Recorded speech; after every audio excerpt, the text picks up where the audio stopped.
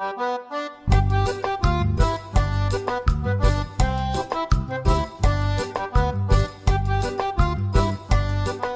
quinto ano. Bem-vindos a mais uma aula de língua portuguesa. Eu sou a professora Fábia Mello e estarei com vocês durante esse pequeno período. Bem, hoje nós vamos estudar a conjunção, certo?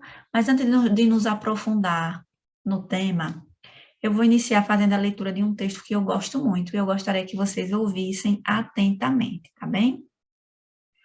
O texto se chama A Borboleta Azul. Fifi era a lagarta que nasceu do ovo que alguma borboleta pôs sobre uma folha qualquer. Ao nascer, comia sem parar. Tanto que, quando atacava as plantas, não sobrava nenhuma folha sequer. Mas o tempo passou. Fifi agora se preparava para a grande transformação. Então, saiu à procura de um lugar bem tranquilo. Depois de caminhar muito, encontrou uma árvore que ficava próximo à toca do coelho amarelo. Lá chegando, subiu, ajeitou-se sobre o tronco e lá ficou, sem comer nem beber, num jejum total. Ao seu redor desceu uma casca marrom e dentro dela adormeceu por vários dias. Certa manhã, quando o coelho amarelo saía da toca, percebeu que alguma coisa muito estranha estava acontecendo lá em cima do galho. De repente, a casca marrom se rompeu e dela surgiu uma linda borboleta azul. O espanto foi tanto que o coelho amarelo fugiu dali em saltos velozes. A borboleta azul era bela como um anjo, mas muito desengonçada. Suas asas ainda molhadas não a deixavam voar. Foi preciso algum tempo para iniciar as primeiras tentativas. No início, começou voando baixo e bem devagar, com muito cuidado para não se machucar. Outras vezes era bem atrapalhada, pois durante os voos esquecia de bater as asas, ou as enroscava uma na outra, e quando isso acontecia, ploft, caía estatelada. Mas, quanto mais caía, tanto mais insistia. Com o passar do tempo, a borboleta azul tornou-se muito esperta e estava sempre disposta a conhecer novos lugares. Tanto que certo dia decidiu voar para bem distante, muito além das montanhas azuladas que ao longe avistava. E assim, embalada pela suave brisa, sobrevoou a imensa planície rumo ao desconhecido. A borboleta azul sentia-se feliz, muito feliz, tanto que fazia piruetas no ar como se bailasse ao som do vento e do farfalhar das árvores. Enquanto bailava, assim cantava: Voando no céu azul, eu sou feliz, feliz, festejando a liberdade de voar nesse mundo sem fim. Naquelas manhãs de primavera, por toda parte as flores se derramavam pelo chão, com seu colorido e perfume.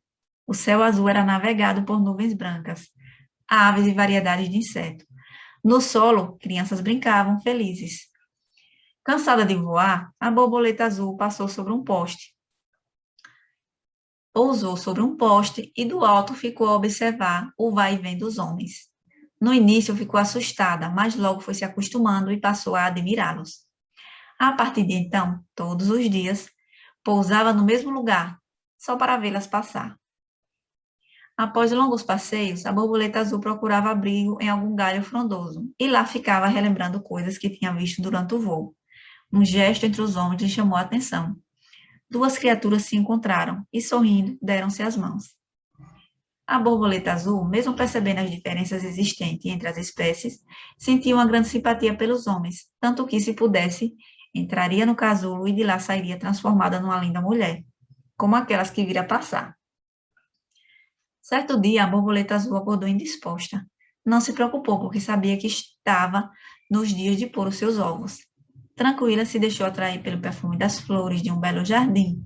Após saborear o doce néctar, escolheu uma folha e nela pôs os ovos. Mal tinha terminado, sentiu uma terrível mal-estar. Suas asas, de repente, ficaram pesadas e suas patas já não lhe obedeciam.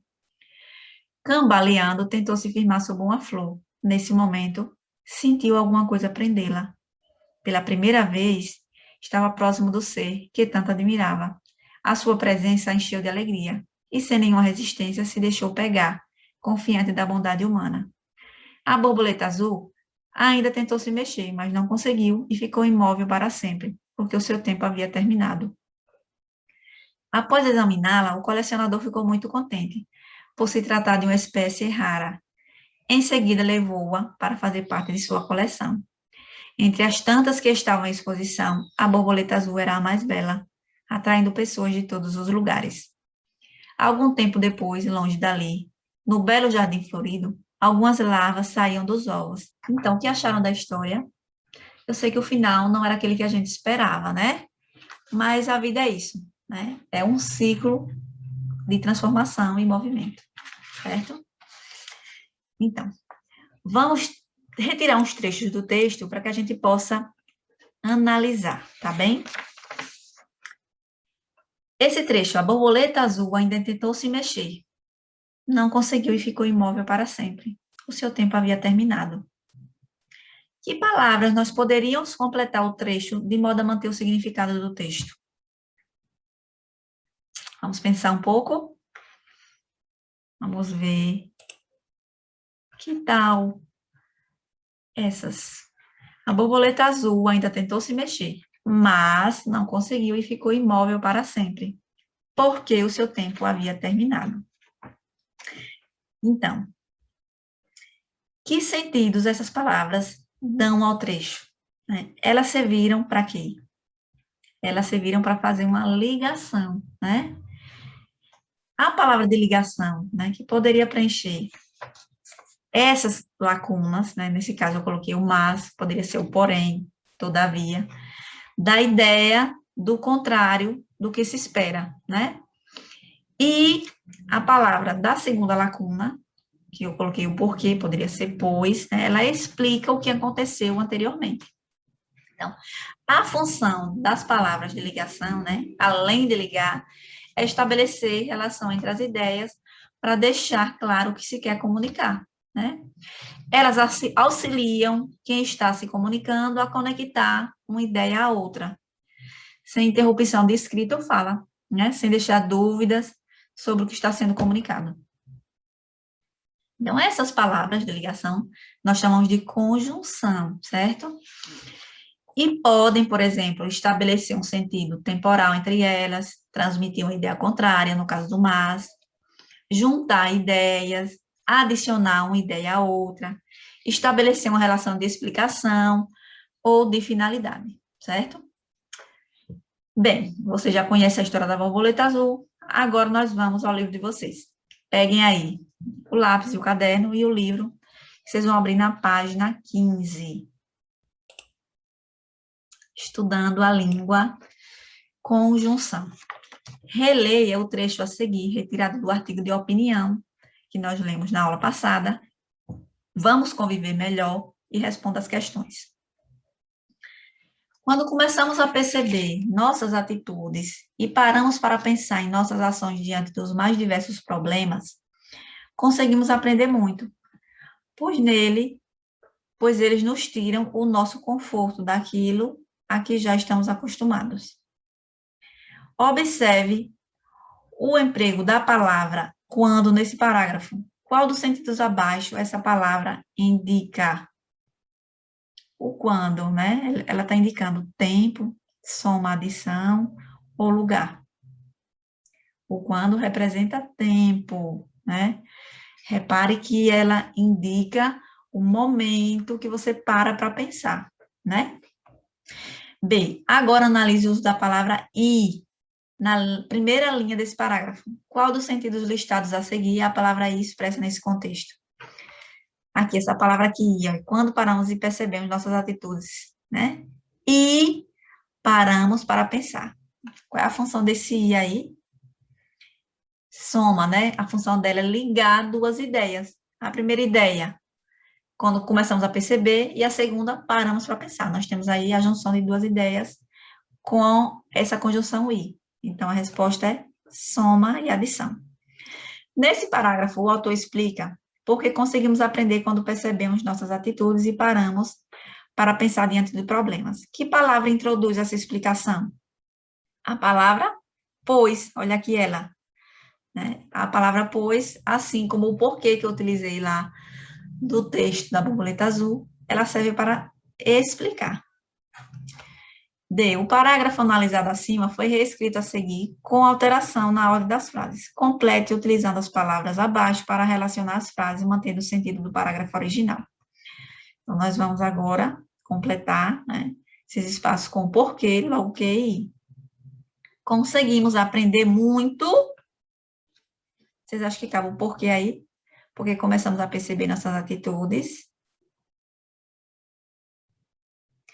Não. Logo que começamos a perceber nossas atitudes e paramos para pensar em nossas ações diante dos mais diversos problemas, porque eles nos tiram do conforto. Vejam que eu estou explicando, né?